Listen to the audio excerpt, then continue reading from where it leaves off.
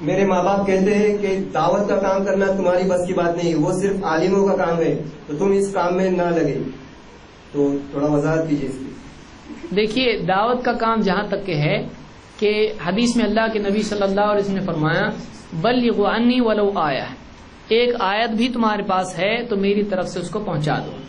تو جہاں تک کہ تبلیغ دین کا معاملہ ہے، ایک آدمی جتنا دین جانتا ہے اتنا دوسروں تک پہنچائے۔ ہاں یہ کہ ایک آدمی اپنے آپ کو دعوت کے لیے ڈیڈیکیٹ اگر کرتا ہے تو ظاہر بات ہے کہ اس کے اندر اتنی صلاحیت ہونا چاہیے۔ وہ کھڑا ہو کے لوگوں میں بیان کر رہا ہو، اس کو قرآن ڈھنگ سے پڑھنا نہیں آتا ہو تو یہ اچھی بات نہیں ہے، وہ قرآن کو سمجھتا نہیں ہو تو یہ اچھی بات نہیں ہے۔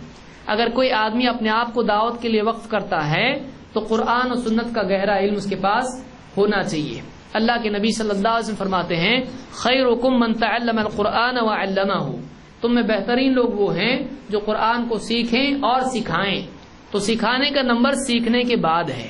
آدمی قرآن کو سیکھے سکھائے تو یہ آدمی کر سکتا ہے، اس کو کرنا چاہیے اگر اس میں استعداد ہے تو۔ اگر ماں باپ نے دیکھا ہو، جیسے مثلا ماں باپ جانتے ہوں کہ واقعی اس میں صلاحیت نہیں ہے اور اس کو مشورہ دے رہے ہوں کہ تجھ کو نہیں آتا پہلے سیکھ اور پھر کر، تو ماں باپ کی بات ماننا چاہیے کہ وہ پہلے سیکھے پھر اس کے بعد میں دعوت دے۔ آپ جتنا سیکھتا رہے اس کو پہنچاتا رہے لوگوں کے سامنے، لیکن یہ نہیں کہ جو نہیں آتا اس پر بھی ڈسکشن کرنے کے لیے تیار ہو۔ اس کو قرآن کی بات معلوم نہ ہو، توحید ڈھنگ سے آتی نہ ہو، اس کو استنجا کے نماز کے مسائل معلوم نہ ہو، اور وہ بائبل اور گیتا اور رامائن مہابھارت پڑھنا شروع کرے اور اس کے گرو گرنتھ پڑھنے لگے اور اس کو قرآن اس کا اب تک کے پورا ڈھنگ سے اس نے پڑھا نہیں ہے، تو یہ بہت غلط بات ہے۔ یہ وبا آج کل لوگوں میں پائی جاتی ہے اور یہ غلط چیز ہے، یہ نہیں ہونا چاہیے۔ قرآن کا علم ہی ہوتا ہے اور دوسری چیزوں کا علم اس کو ہوتا ہے، یہ اچھی بات نہیں ہے۔